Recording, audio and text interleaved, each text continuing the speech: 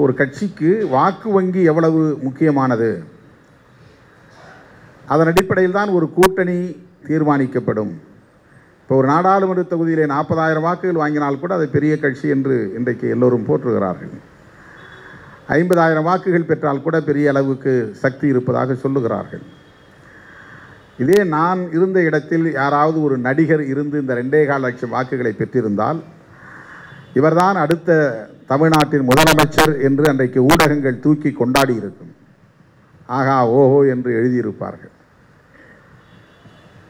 நம்மை அப்போது யாரும் கண்டுகொள்ளவே இல்லை. அதை ஒரு பொருட்டாகவே எடுத்துக்கொள்ளவில்லை. அதை ஒரு விவாதமாக்கவில்லை. அதை ஆய்வுக்கு உட்படுத்தவில்லை. அதை கட்டுரையாக எழுதவில்லை. அதற்கு ஒரு முக்கியத்துவம் அளிக்கப்படவில்லை.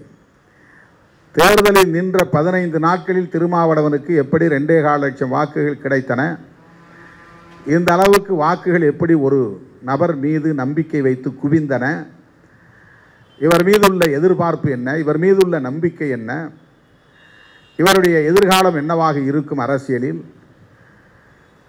என்றெல்லாம் யாரும் பேசவில்லை. எங்கோ 8வது பக்கத்திலே 16வது பக்கத்திலே ஒரு செய்தியாக போட்டார்களே தவிர, வன்முறைகள் நடந்தது என்பதை முதல் பக்கத்தில் போட்டு விடுதலை சிறுத்தைகளே வன்முறையாளர்கள் என்பதைப் போல ஒரு தோற்றத்தை உருவாக்கினார்களே தவிர, நமக்கு பாசிட்டிவாக எந்த செய்தியும் அன்றைய ஊடகங்கள் வெளியிடவில்லை, விவாதிக்கவில்லை.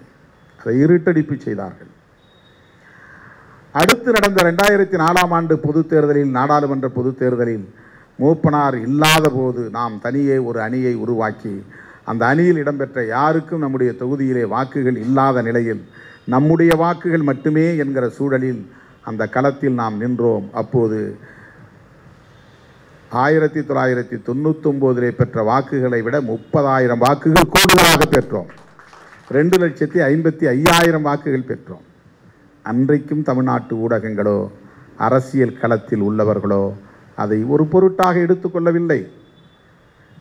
இன்றைக்கு கட்சி ஆரம்பித்தாலே ஆஹா ஓஹோ என்று யூகங்களை எல்லாம் பெரிய பெரிய செய்திகளாக மாற்றுகிறார்கள். இப்போதே 20%, 24% என்றெல்லாம் எழுதுகிறார்கள். அடுத்த முதலமைச்சர் இவர்தான் என்று ஊடகங்களே வரிந்து கட்டிக்கொண்டு வலிந்து செய்தியை ஊதி பூதாகரப்படுத்துகிறார்கள். இன்னும் ஒரு தேர்தலில் கூட நிற்கவில்லை. வாக்குகள் எவ்வளவு என்பது யாருக்கும் தெரியாது. ஆனாலும் இந்த சமூகமும் இந்த ஊடகமும் எத்தகைய அணுகுமுறைகளை கொண்டிருக்கின்றன என்பதை நீங்கள் புரிந்து கொள்ள வேண்டும். இப்படிப்பட்ட இந்த சமூகத்தில் தான் அங்குலம் அங்குலமாக போராடி போராடி போராடி போராடி இன்றைக்கு இந்த அங்கீகாரத்தை நாம் பெற்றிருக்கிறோம்.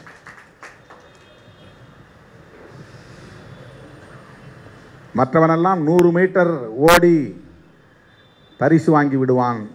நாம் 10,000 மீட்டர் ஓடினால்தான் அந்த பரிசை வாங்க முடியும்.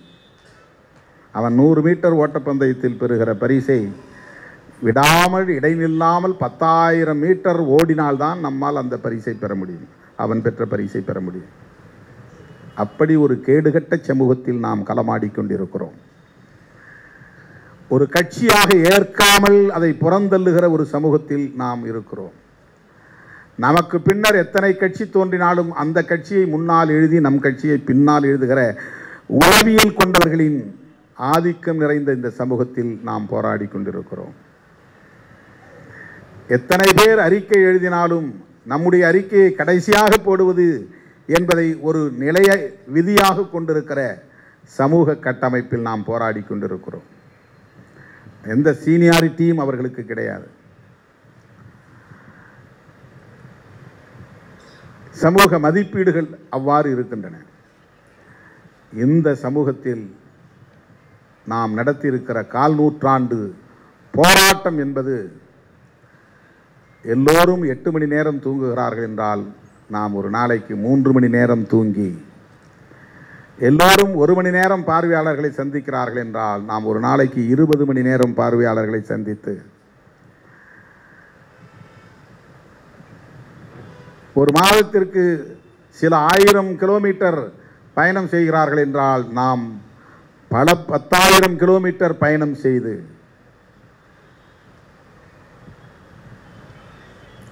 பல நெருக்கடிகளை சந்தித்து, கல்வீச்சு சந்தித்து, சொல்வீச்சு சந்தித்து, ரத்தம் சிந்தி, உயிர் இழந்து,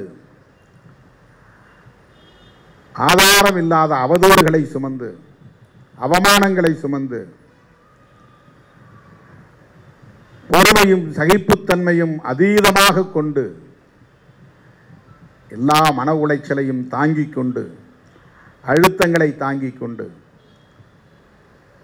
அங்குலம் அங்குலமாக நாம் நகர்ந்து இந்த இடத்தை தொட்டிருக்கிறோம். எனவே இந்த அங்கீகாரம் என்பது கொண்டாடப்பட வேண்டிய ஒன்றுதான். ஆனாலும் நான் அதை பெரிதாக எடுத்துக்கொள்ளவில்லை. வேண்டாம், மகளிர் அணி கொண்டாடட்டும் என்று சொல்லிவிட்டேன். விழுப்புரத்திலாவது நடத்தியாக வேண்டும் என்று தோழர் ரவிக்குமார் அவர்கள் எடுத்துக்கொண்ட முன்முயற்சியின் விளைவாக வருகிற 16ஆம் தேதி அவர் அந்த தொகுதியிலே மக்களுக்கு நன்றி சொல்லக்கூடிய வகையில் தேர்தல் அங்கீகார வெற்றி விழா நிகழ்ச்சி ஒன்றை நடத்துகிறார். விழுப்புரத்திலே நடத்துவதால் சிதம்பரத்திலும் நடத்தியாக வேண்டும் என்கிற ஒரு கட்டாயம் எழுந்துள்ளது. எனவே இந்த தேர்தல் அங்கீகார வெற்றி விழா சிதம்பரத்திலும் விரைவில் நடைபெறும் என்பதை தெரிவித்துக் கொள்கிறேன். எனது அருமை தோழர்களே, பெண்கள் என் கையில் பானை சின்னத்தை தந்தார்கள். அந்த சின்னம் நிலையான சின்னமாக மாற வேண்டுமானால் நம்முடைய வாக்கு வங்கி வலிமை பெற வேண்டும். ஒவ்வொரு தேர்தலிலும் தேர்தல் ஆணையம் வரையறுத்திருக்கிற விதிகளை நிறைவேற்றக்கூடிய வகையில் நாம் வாக்கு வங்கியை வலுப்படுத்த வேண்டும். அனைத்து தரப்பு மக்களின் நன்மதிப்பை பெற வேண்டும். தொடர்ந்து சட்டமன்றத்திலும் நாடாளுமன்றத்திலும் நாம் இடம்பெற்றாக வேண்டும்.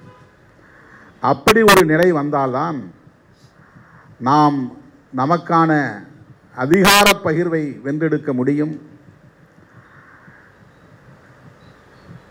இன்னும் அதிகார வர்க்கத்தின் மூலம் நமக்கு இழைக்கப்படுகிற அநீதிகளில் இருந்து விடுபட முடியும். கொடியேற்ற முடியவில்லை, பொதுக்கூட்டங்களை நடத்த முடியவில்லை என்றெல்லாம் பல்வேறு பகுதிகளில் இருந்து நமக்கு நாள்தோறும் செய்திகள் வந்த வண்ணம் உள்ளன.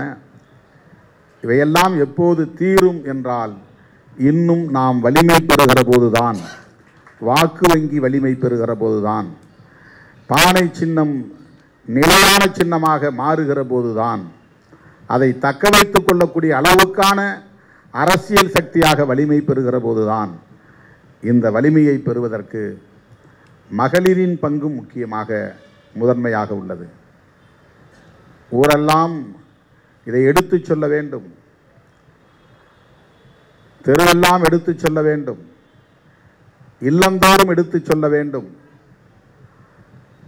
நம்முடைய கட்சி அகில இந்திய அளவிலே இன்றைக்கு உற்று கவனிக்கப்படுகிற ஒரு கட்சியாக கர்நாடகா, கேரளா, ஆந்திரா, மகாராஷ்டிரா, தெலுங்கானா போன்ற மாநிலங்களிலும் இன்றைக்கு அந்த மொழியை பேசக்கூடிய விளிம்பு நிலை மக்கள் ஏற்றுக்கொண்ட ஒரு கட்சியாக வளர்ந்து வருகிற சூழலில் தமிழ்நாட்டிலே நாம் அரசியல் சக்தியாக, வாக்கு வங்கி வலிமையுள்ள ஒரு இயக்கமாக உருப்பெற வேண்டும், பரிணாமம் பெற வேண்டும்.